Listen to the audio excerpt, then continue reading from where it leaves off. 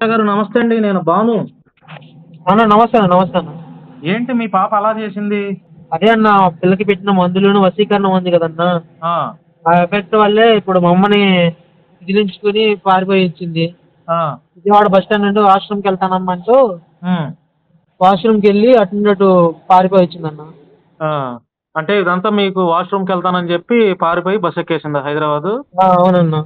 ఇప్పుడు ఏం చేద్దాం అనుకుంటున్నారు మీరు? ఆల్రెడీ మాదాపూర్ పోలీసులకు ఫోన్ చేసామన్న. ఓకే. ఫోన్ చేస్తే వాళ్ళ ఆ పిల్ల మెంటల్గా బాగోలేదన్న సర్టిఫికేటు, ఆ! మీరు మంగళగిరిలో పెట్టిన కంప్లైంట్ రిజిస్టర్ నెంబరు, ఆ! ఆ పిల్ల ఫోటో, ఆధార్ కార్డు హ్మ్. అన్నీ పెట్టమన్నారన్న. పెట్టాను.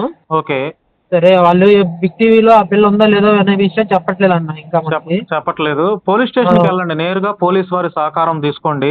ఖచ్చితంగా. ఆ పిల్ల మెంటల్ పరిస్థితి బాలేదని మీరు ఏదైతే చెప్తున్నారో అవన్నీ పోలీస్ వారికి చూపించండి.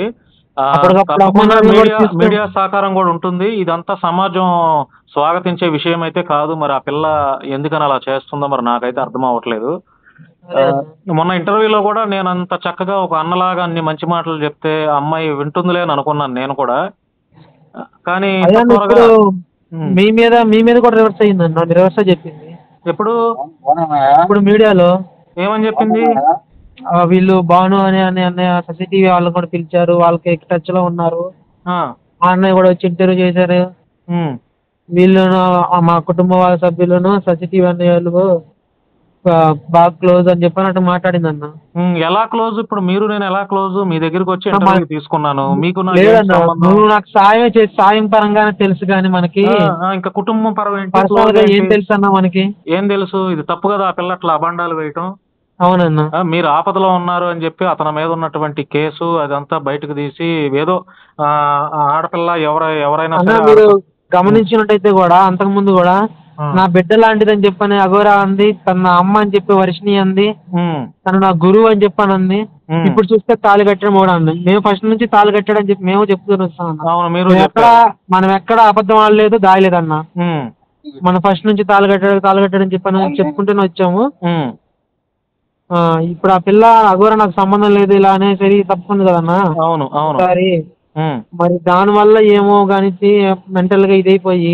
వాస్తవానికి ఆ పిల్ల యొక్క పరిస్థితి చూసి నేను ఆర్థికంగా సహాయం చేద్దాము, చేపిద్దాం అని గూడా కొంతమందితో మాట్లాడా. ఎందుకంటే మీరు ఆర్థిక పరిస్థితి బాలేదు అని నేను గూడా అనుకున్నాను. మీకు చేద్దామని గూడా అన్నాను గదా! మొన్న. అవునన్నా. కానీ ఇంతలోకే నేను ఇంటర్వ్యూ తీసుకొని 2 రోజులు అవ్వట్లేదు. పాపం ఆ పిల్ల ఉంటదిలే, పరిస్థితి బాలేదేమోలే, ఉంటదిలే తల్లిదండ్రులతోని అనుకున్నాను గానీ, ఇట్లా ప్లేట్ ఫిరాయించి సహాయం చేసిన వాళ్ళని గూడా ఇలాగా ఆ పిల్ల బయట పెట్టడం అనేది ఫస్టు మీరు చెప్తుంటే నిజంగానే మెంటల్‌గా ఆ పిల్ల పరిస్థితి బాలేదేమో అని ఒక అనుమానం వస్తుంది నాకు కూడా. నిజంగా బాగాలేదన్న. అందుకే హ్మ్. డాక్టర్ గారు కూడా సర్టిఫికేట్ ఇచ్చారు మనకి. ఆ!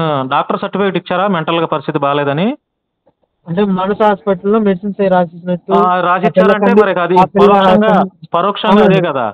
అవును, కండిషన్ బాగాలేదని చెప్పని కండిషన్ రాశారు. బాలేదని సర్టిఫికేట్ ఇవ్వాలనేమో ఇప్పుడు మా పిల్ల పరిస్థితి బాలేదని మెడిసిన్ రాసిచ్చారంటే డాక్టర్‌కి అర్థమైతేనేగా. అవునన్న. మరి అవన్నీ తీసుకెళ్తున్నారా ఇప్పుడు? తీసుకెళ్తున్నానన్న. మెడిసిన్స్ తీసుకెళ్ కూడా నా దగ్గర ఉన్నాయి, తీసుకెళ్తున్నాను. ఆ! తప్పకుండా పోలీస్ వారి సహాయం అయితే కోరండి. పోలీస్ వారు మీద నమ్మకం ఉంచండి. మీడియా వారు గూడా మంచివారు. అంతా సపోర్ట్ ఆల్రెడీ చేస్తారు. 100 నెంబర్ హెల్ప్ లైన్ తో అక్కడ కాంటాక్ట్ అయ్యామన్నా. ఓకే. మాదాపూర్ పోలీసులు కూడా అక్కడికి చేరుకున్నారు. ఆ! అయితే పిల్ల ఉంది లేదనే విషయం అయితే మనకు చెప్పట్లేదండి ఇంకా. హ్మ్. మీరేం అధైర్యపడొద్దు హర్ష తమ్ముడు. మీ పిల్ల ఒకవేళ ఎళ్ళిపోయింది అని అనుకున్నా గూడా మీ అమ్మ, నాన్నను గూడా దత్తత తీసుకొని గూడా చూస్తా నేను. అందులో ఇబ్బందేం లేదు. అయ్యో ఎందుకంటే అన్న, మీలాంటి మంచి మీడియా ప్రతినిధులు ఉన్నంత వరకు మాకు ఇంకేం భయం ఉందన్న. చెప్తున్నాను. మీరేం వర్రీ అవ్వద్దు. ఆ పిల్ల తెలుసుకొని మరి ఎందుకు అట్లా చేస్తుందో ఇది సమాజం స్వాగతించే విషయం గాదు. మీరైతే అమ్మ, నాన్నే జాగ్రత్తగా ఉండండి. కుదిరితే అక్కడ హైదరాబాద్‌లో మన వాళ్ళు గూడా ఉన్నారు పంపిస్తాను. ఏమి అధైర్యపడొద్దు. ధైర్యంగా ఉండమని చెప్పండి మీ అమ్మా, నాన్నకి కూడా. అస్సలేం ధైర్యపడొద్దు. ఏం భయపడొద్దు గూడా. చూద్దాం పోలీస్ వారు ఇప్పుడు చట్టాల మీద నమ్మకం ఉంచండి. చట్టాలు గూడా ఉన్నాయి ఆడపిల్లకి. సరే. సరే ఏంటో అట్లా జరుగుతుంది. అయితే అమ్మా, నాన్న అయితే జాగ్రత్త. ఇప్పుడు మీరు హైదరాబాద్ ఎళ్తున్నారు గదా! వెళ్తాం అన్న. ఒక 4 కుదిరితే అవర్స్‌లో కుదిరితే నేను కూడా రేపొస్తా. రేపు ఇప్పుడు మీరు చెప్పలేదు గాబట్టి మరి లేదంటే నేనే దగ్గరుండి తీసుకొచ్చేవాడినేమో. కుదిరితే రేపొస్తాను. మీరు నాకు అందుబాటులో ఉండండి. ఫోను సరే చేస్తే అన్న. కొంచెం లిఫ్ట్ చేయండి.